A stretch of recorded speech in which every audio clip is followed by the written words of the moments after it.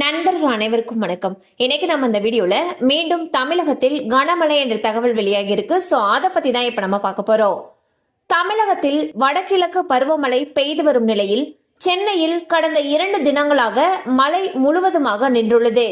இந்நிலையில் வரும் நாட்களில் மழை நிலவரம் தொடர்பாக சென்னை வானிலை ஆய்வு மையம் வெளியிட்டிருக்கக்கூடிய செய்திக்குறிப்பில் குமரிக்கடல் மற்றும் அதனை ஒட்டிய பகுதிகளின் மேல் ஒரு வளிமண்டல கீழடுக்கு சுழற்சி நிலவுகிறது. இதன் காரணமாக நவம்பர் 18ஆம் தேதி தமிழகத்தில் ஒரு சில இடங்களிலும் புதுவை மற்றும் காரைக்கால் பகுதிகளிலும் இடி மின்னலுடன் கூடிய லேசானது முதல் மிதமான மழை பெய்யக்கூடும்.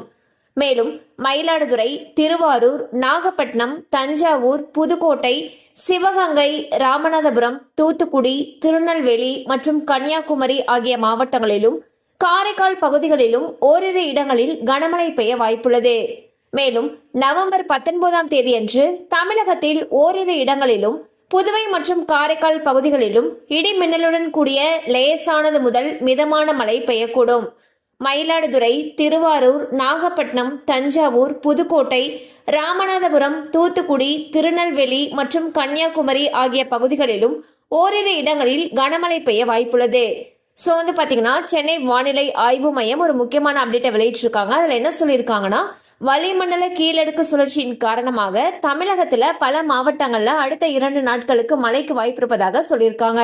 கண்டிப்பா அந்த அப்டேட் உங்களுக்கு பயனுள்ளதா இருந்திருக்கும் நம்புறோம். மேலும் இது போல அப்டேட்ஸ் உங்களை உடனே ரீச் ஆகணும்னு நினைச்சீங்கன்னா நம்ம சேனலோட தொடர்ந்து இணைந்திருங்கள். தேங்க்யூ ஃபார் வாட்சிங்.